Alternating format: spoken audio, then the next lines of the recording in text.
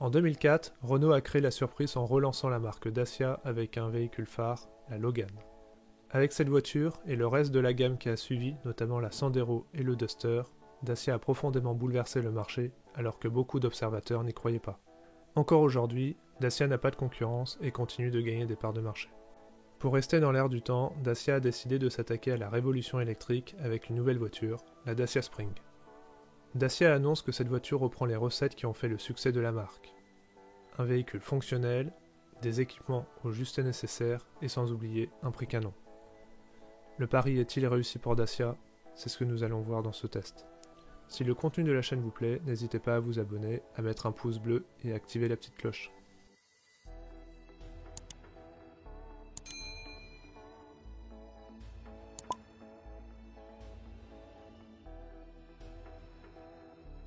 Dacia nous propose donc un tout nouveau véhicule électrique faisant 3,73 m de long, soit des dimensions équivalentes à la Twingo 3 et à la Fiat 500 électrique. Le look du véhicule rappelle les codes de baroudeur, mais cela reste une simple citadine légèrement surélevée. Contrairement à la première Logan qui avait un style pas très attractif, la Spring se permet d'avoir un style jovial voire attachant.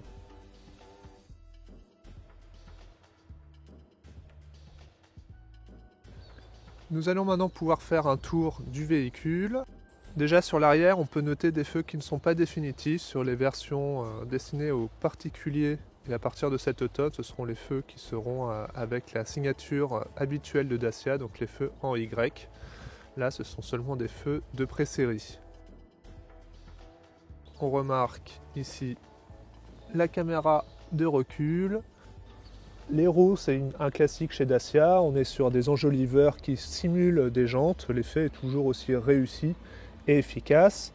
On a des protections en plastique brut qui font l'ensemble du tour du véhicule. Ça donne un aspect SUV costaud, mais surtout c'est extrêmement pratique en ville puisque ça va bien protéger le véhicule des différentes agressions du quotidien. La garde au sol est assez haute puisqu'on est sur du 15 cm. Les barres de toit sont purement là pour le design, elles ne sont pas fonctionnelles comme par exemple la dernière Sandero où on peut les transformer en barres de toit classiques pour transporter des objets. Là c'est seulement du design. Nous allons maintenant regarder le coffre. Donc le coffre s'ouvre avec ce petit bouton électrique.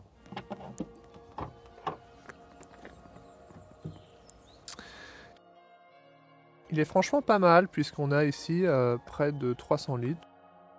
Ce qui est franchement bien pour un véhicule du segment A, donc des petites citadines. Il n'y a pas de double plancher. Par contre, petit détail relativement rare sur les véhicules électriques, on a une vraie roue de secours. Donc la batterie ne se trouve pas à cet endroit-là. Et donc avoir une vraie roue de secours est plutôt tranquillisant pour les usagers. On peut voir la batterie ici. Elle se trouve bien au niveau de l'essieu arrière. Alors, ici nous avons deux trappes pour ouvrir le capot moteur et pour ouvrir la trappe de charge.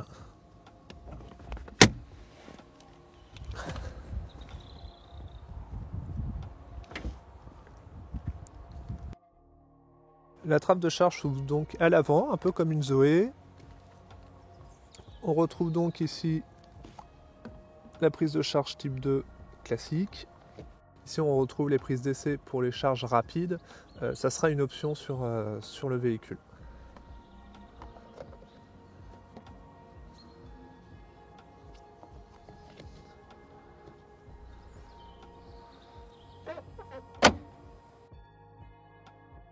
Ici on a le moteur de 45 chevaux. Il y a encore de la place. Si Renault voulait mettre à terme un moteur plus grand, il y aurait largement ce qu'il faut. Après on retrouve les différents liquides d'essuie-glace et liquide de frein. Au niveau des feux avant, on a ici des feux de jour à LED, ce qui est plutôt une bonne surprise. Les clignotants qui se trouvent ici avec une ampoule classique. On retrouve ici les feux de croisement et les feux de route. On est par contre à LED au niveau des rétroviseurs. La version business est ici des rétroviseurs non peints, ce ne sera pas le cas pour la version pour les particuliers. Petit détail, on a un seul essuie-glace qui pourra nous rappeler la Twingo 1. Passons maintenant sur les places arrière.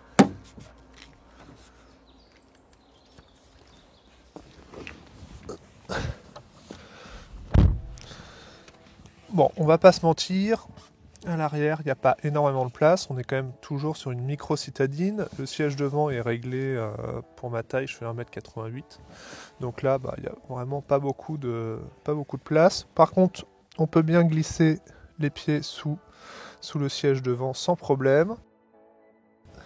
Et surtout, la visibilité à l'avant est pas très bonne parce que les dossiers ont des appuis-têtes intégrés. Petit détail, on est sur des vitres électriques. La banquette arrière peut se rabattre d'un seul tenant, comme ceci.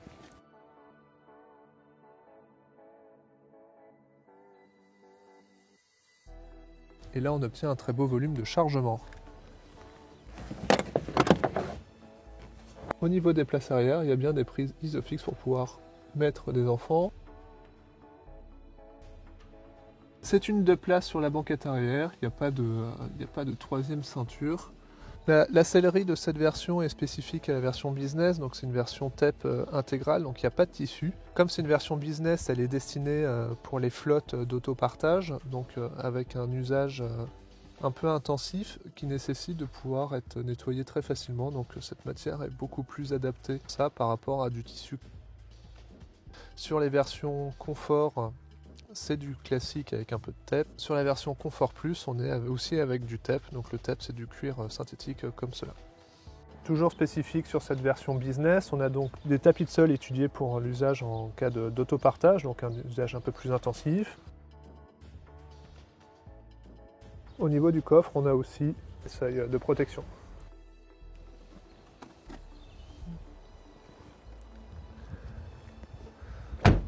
Passons maintenant à l'avant.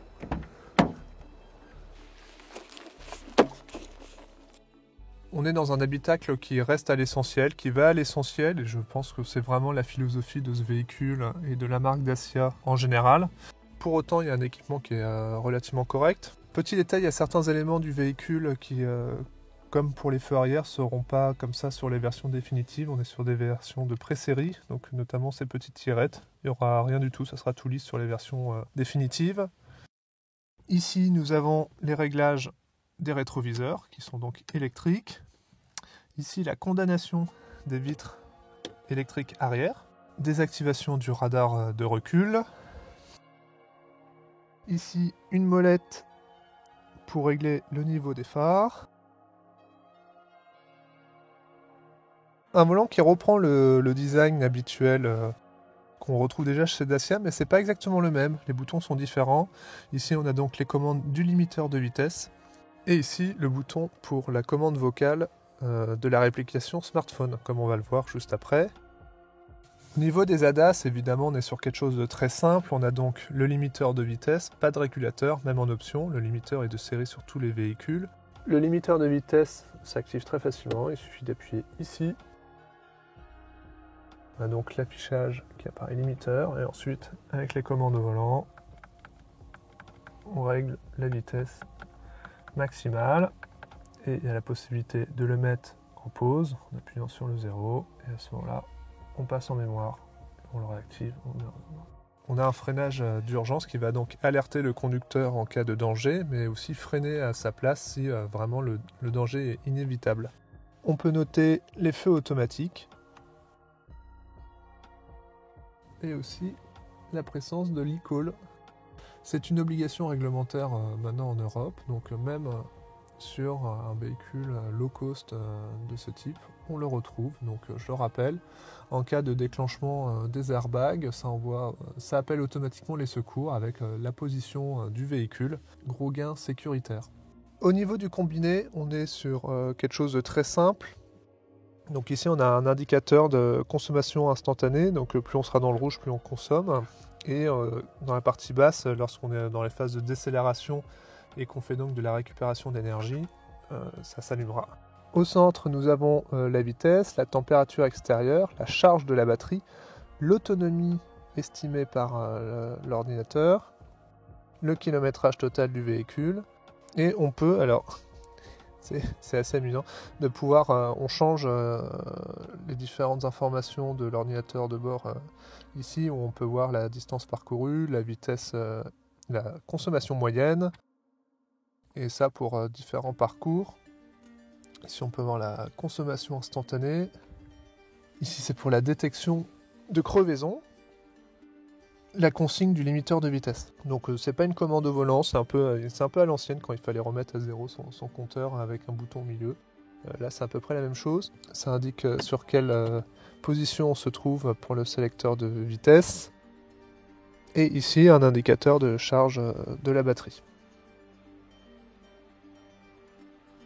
On retrouve ici le sélecteur de vitesse, très simple, donc avec une position neutre, une position drive pour avancer et une position reverse pour reculer. Un rangement, un fourre-tout ici très pratique. Ici pour pouvoir déconnecter l'ESP, ici pour activer le limiteur de vitesse, un bouton inutilisé et une prise 12 volts. Ici nous avons une boîte à gants qui est particulièrement grande et profonde. Au niveau de la climatisation, on reste sur une clim manuelle. La climatisation est de série sur toutes les versions, ce qui est une super nouvelle, on ne s'attendait pas trop à ça. Petit détail, la tirette comme ça, sera pas comme ça sur la version définitive, ça sera un bouton comme vous pouvez le voir sur l'illustration. Au niveau des boutons, ici nous avons les vitres électriques à l'avant qui ne sont pas impulsionnelles. La condamnation du véhicule, le mode éco. Le mode éco permet de limiter la puissance du moteur à seulement 35 chevaux et une vitesse maximale de 100 km/h. Par contre, si on appuie à fond sur la pédale d'accélérateur, ça permet de déconnecter temporairement le mode éco en cas de besoin. Et enfin, nous arrivons sur le Medianav, qui est un système très connu dans le monde Dacia, puisque très diffusé. On est donc sur un système très simple, avec déjà un écran d'accueil très facile qui permet d'arriver aux différents univers. On a une navigation intégrée. Faites demi-tour dès que possible. La navigation classique Dacia, qui ne dispose pas de services connectés, c'est pas une navigation qui est connectée, c'est-à-dire qu'on n'a pas d'infotrafic connecté type TomTom Trafic. On sera sur de l'infotrafic TMC, donc c'est mieux que rien, mais c'est franchement pas le plus performant.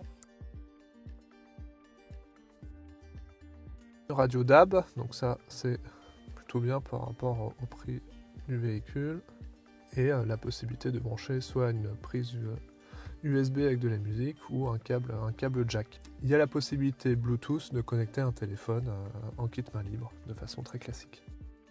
La grosse différence par rapport au Medianav classique que l'on connaît, c'est l'intégration dans la navigation, dans les points d'intérêt, des stations de charge. C'est des stations de charge qui sont incluses dans la cartographie du GPS du Medianav. Donc pour bénéficier des nouvelles stations de charge qui s'installent très régulièrement, il faudra mettre à jour la cartographie du système. Donc ça affiche les stations de charge les plus proches de nous. On peut en sélectionner une. Dans l'option info, on va avoir un certain nombre d'informations, notamment le nombre de connecteurs, la puissance maximale disponible, les éventuels horaires et chez qui il faut prendre un abonnement ou alors est-ce qu'elles sont gratuites. Comme le Medianav classique chez Dacia, on a la possibilité d'avoir Android Auto ou Apple CarPlay, donc en branchant son téléphone sur la prise USB. Prise au-dessus, il y a le câble qui passe un peu devant, donc c'est bon, c'est un peu dommage, mais bon, c'est fonctionnel, ça charge le téléphone. Vraiment, pour les véhicules électriques, ce que je recommande, c'est d'utiliser une application type ChargeMap, donc qui est maintenant compatible en Android Auto. Et donc là, on va avoir directement les bornes de charge. Donc soit on peut afficher ses favoris, soit afficher les bornes à proximité. Et quand on sélectionne la borne, là c'est la même que tout à l'heure. On retrouve les différentes informations avec des notes, comment elle est notée par la communauté. Et on peut lancer le guidage très facilement. La grosse différence entre les bornes de charge du Medianav et de ChargeMap, c'est que ChargeMap, c'est toujours à jour puisque ça va chercher sur Internet en permanence, contrairement au Medianav. Même si le Medianav n'est pas connecté, il y aura des services connectés sur ce véhicule, ce qui est là aussi une surprise, je ne m'y attendais pas. Donc il y aura la possibilité d'utiliser une application My Dacia, un peu l'équivalent de My Renault avec la Zoé et la Twingo électrique, qui permettra de localiser son véhicule, d'activer ou non à distance la charge, mais aussi de lancer un préconditionnement, donc c'est-à-dire de pouvoir lancer le chauffage et la clim à distance pour arriver dans un habitacle chaud ou froid suivant les saisons. Comme on est sur une clim manuelle, Il faudra juste penser à bien laisser le bon réglage que l'on veut pour le lendemain, puisque lorsqu'on activera le préconditionnement depuis l'application, ça sera les réglages qu'on a laissés dans le véhicule qui s'appliqueront. Nous avons un frein à main classique. Le véhicule est équipé de 6 airbags. Le volant ne se règle pas du tout. Au niveau du siège, on peut juste le régler pour avancer et reculer, mais pas en hauteur. Donc la Dacia Spring, elle est fournie avec une clé. Donc c'est pas courant sur les véhicules électriques, mais c'est pas une première. Par exemple, la Twingo 3 est aussi livrée avec une clé et non une carte main libre. Donc ça correspond au véhicule. Donc il n'y a pas de bouton particulier dessus, à part le déverrouillage du véhicule. Il n'y a rien de particulier. Pas de préconditionnement par la clé, ça se fait via l'application My Dacia. Pour démarrer, on met la clé. On met le contact, j'appuie sur le frein, je vais à fond comme si je voulais démarrer un moteur électrique, et là j'ai le voyant HOC qui vient de s'allumer en bas à gauche pour me dire que c'est bon, j'avais démarré et que là je peux sélectionner le rapport, la caméra de recul, très pratique. Le rayon de braquage est particulièrement court, 4,80 m, ce qui est absolument un régal. Donc ici, je braque à fond, ça tourne sur place. On retrouve la même sensation d'agilité que la Twingo 3, mais là on est quand même sur une traction, mais le moteur est tellement petit dans la baie moteur qu'ils ont pu élargir l'angle de braquage des roues. Le moteur ne fait que 45 chevaux, mais comme tous les moteurs électriques, il propose 100% de son couple de 125 Nm dès le démarrage. Or, la Spring ne fait que 970 kg. Cela donne donc une petite grenouille vive pour tous les démarrages. Par contre, la direction est floue, confirmant le caractère non sportif du véhicule. Heureusement que la Spring est un véhicule électrique avec un moteur très silencieux, car les économies au niveau de l'insonorisation s'entendent avec des bruits de roulement prononcés qui sont peut-être accentués par les pneumatiques chinois.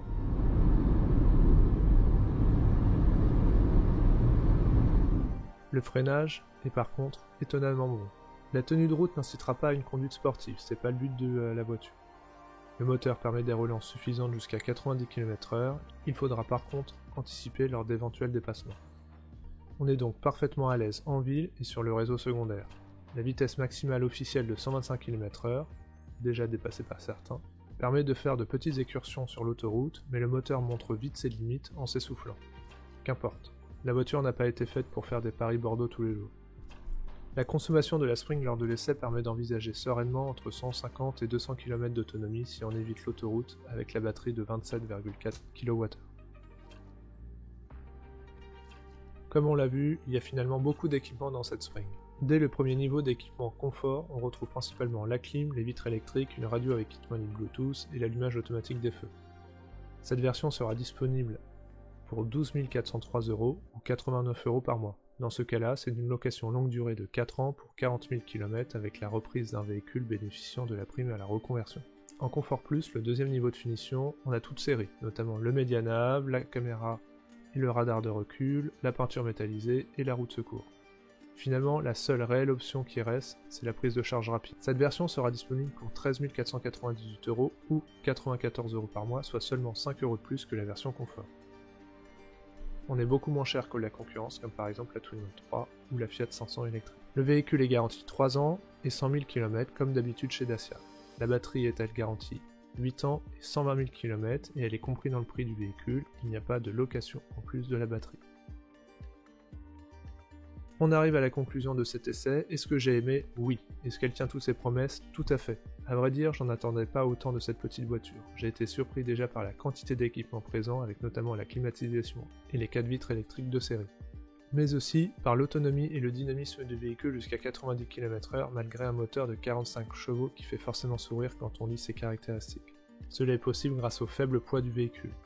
Cette voiture sera parfaite comme citadine pour tous les trajets du quotidien et devrait se faire une place de choix comme second véhicule dans beaucoup de foyers. Elle est parfaitement à l'aise en ville et sur les départementales. Alors oui, elle n'est pas très à l'aise à 130 km/h sur l'autoroute, ce n'est pas son terrain de prédilection, cela reste une micro-citadine. Mais va-t-on lui reprocher cela? Je pense pas. Finalement, cette Spring me rappelle la toute première Twingo il y a plus de 25 ans en termes de philosophie et de cible d'usage. on ne peut que lui souhaiter le même succès. Cette Spring incarne parfaitement l'esprit de Dacia, un véhicule bon prix avec des prestations au juste nécessaire. Voilà, si vous avez des questions, n'hésitez pas à les poser dans les commentaires et à mettre un pouce bleu si l'essai vous a plu. Et à très vite pour une prochaine vidéo.